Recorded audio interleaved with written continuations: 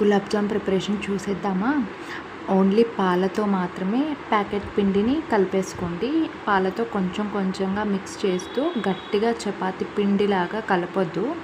Only fingers టిప్స్తో మాత్రమే స్మూత్గా mix చేసేసుకొని ఒక హాఫ్ అన్ అవర్ 10 మినిట్స్ కానీ పక్కన పెట్టేయండి. 10 మినిట్స్ కూడా చాలు. కొంచెం తడి cloth, fresh white colour cloth ఏదైనా కర్చీఫ్ ఉంటే కాటన్ది, అది తడి క్లాత్ వేసి పక్కన పెట్టేసేయండి. చాలా కొంచెం ఇలా బంకగా కొంచెం లూజ్గా ఉంటుంది పిండి, అయినా పర్లేదు. ఒక 10 మినిట్స్ తర్వాత అది కొంచెం గట్టి పడుతుంది.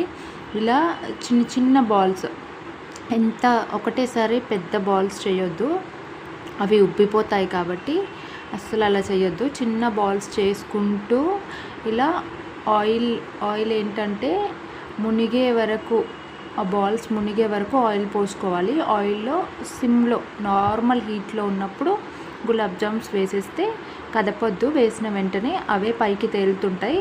ఇలా కొన్ని బాల్స్ చేసుకుంటూ ఇలా ఫ్రై చేసుకుంటూ షుగర్ పాకం ముందే రెడీ చేసి పెట్టుకొని అందులో యాలకుల పొడి వేసుకొని పెట్టేసుకోండి. అది నార్మల్ హీట్లో ఉన్నప్పుడు ఇవి వేసేస్తే జ్యూస్ మొత్తం గులాబ్ జామ్లోకి ఇంకిపోతుంది. చాలా టేస్ట్ బాగుంటుంది. ఫస్ట్ టైం చేసినప్పుడు రాకపోయినా పర్లేదు, కానీ నెక్స్ట్ టైం చేయండి. తడి క్లాత్ వేస్తే మాత్రం డెఫినెట్గా స్మూత్ అవుతుంది పిండి, చాలా ఈజీగా వస్తాయి.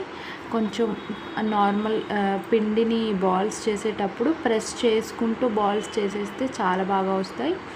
గులాబ్ జామ్ పిండి కలిపాక తడి క్లాత్ పక్కా వేసేసుకోండి. అప్పుడే పిండి క్రాక్స్ రాకుండా బాల్స్ చేసేటప్పుడు స్మూత్గా ఉంటాయి. ఎంత స్మూత్గా ఉంటే అంత బాగా వస్తాయి. ఒక్క క్రాక్ ఉన్నా కూడా బాల్స్ చేసేటప్పుడు అవి విరిగిపోతాయి, అస్సలు సరిగా ఉడకవు.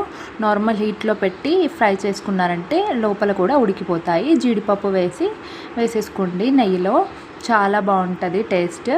చాలా స్మూత్గా వచ్చాయి ఈసారి, చాలా బాగా వచ్చాయి గులాబ్ జామ్స్ కూడా. అంతే వీడియో, బాయ్.